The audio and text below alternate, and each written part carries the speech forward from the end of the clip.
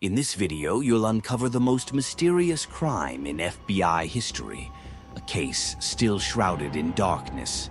A man whose name has become synonymous with the perfect crime vanished into thin air, leaving behind only questions. D.B. Cooper, a name that sends chills down the spine of anyone familiar with this story. Why was he never caught? How did he manage to outsmart the system and disappear, leaving the FBI bewildered? Watch until the end to learn all the details of this intriguing case, which continues to spark debates and conspiracy theories to this day.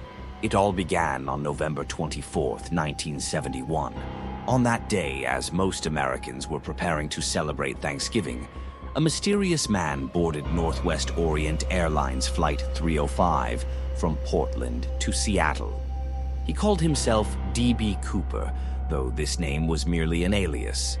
Dressed in a classic suit with a black tie and neatly combed hair, he appeared to be just another ordinary passenger, unremarkable in every way.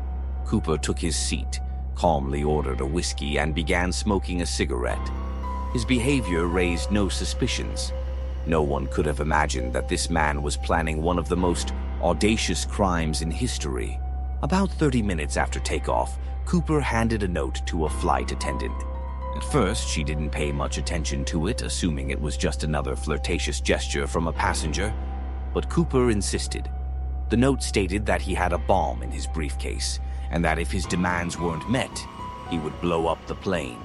At that moment, time seemed to stand still. For the crew and passengers, a real nightmare had begun. The flight attendant returned to Cooper, who opened his briefcase and showed her a device he claimed was a bomb. He then began dictating his demands: $200,000 in cash, 4 parachutes, and a refueling truck ready to meet the plane in Seattle. It seemed like an impossible situation. The lives of the passengers on Flight 305 now depended on the actions of a single man. The FBI immediately got involved, trying to control the situation and minimize potential casualties. The plane landed safely in Seattle, where Cooper's demands were met. Money and parachutes were handed over.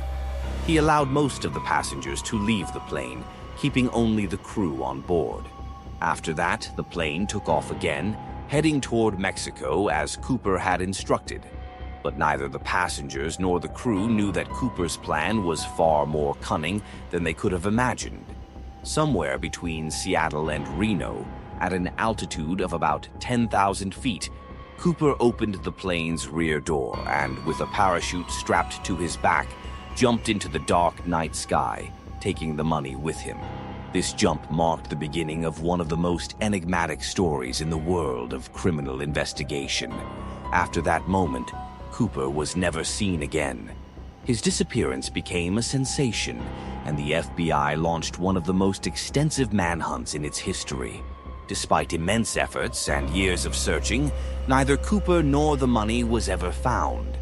Investigators explored hundreds of theories and interviewed thousands of witnesses, but the case remained unsolved. How did he manage to disappear? Was he an experienced parachutist, a professional criminal, or simply someone willing to take an extraordinary risk? Over the decades following Cooper's disappearance, numerous imposters emerged, claiming to be the man who jumped from the plane in 1971, but none of these stories were ever substantiated. One of the most popular theories suggests that Cooper was actually a former military professional who meticulously planned every detail of his crime. He chose the route, time, and altitude to minimize his chances of being caught. However, even this theory leaves many questions unanswered. How could he have survived in such extreme conditions? Where did he land? Why was he never seen again? The FBI repeatedly reviewed the case, trying to find new clues or details that might have been missed earlier. They even employed new technologies, including computer analysis and event reconstruction. But these efforts yielded no significant results. In 1980, a young boy discovered a package containing some of the money Cooper had received during the hijacking on the banks of the Columbia River. This was the first and only piece of physical evidence found in all the years of investigation. But even this discovery only deepened the mystery. How did the money end up there? Why was it in that specific location? Was it a signal from Cooper or just a coincidence? 18. The Cooper case became a true legend. It inspired countless books, films, and TV shows. This man became a symbol of how one mystery can captivate and confound the minds of thousands. Despite the official closure of the investigation in 2016, the Cooper case remains alive in the public consciousness. Theories continue to multiply, and interest in this enigmatic crime shows no signs of fading. Some experts believe that one day a new witness or piece of evidence may emerge, helping to solve this mystery. But for now, we can only speculate and marvel at the boldness and cunning of the man who outwitted the FBI and disappeared without a trace.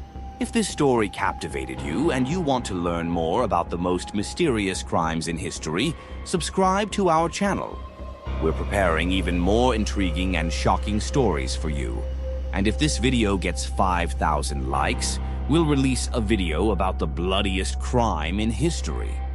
Share this video with your friends, hit the like button, and leave a comment. Your feedback is important to us.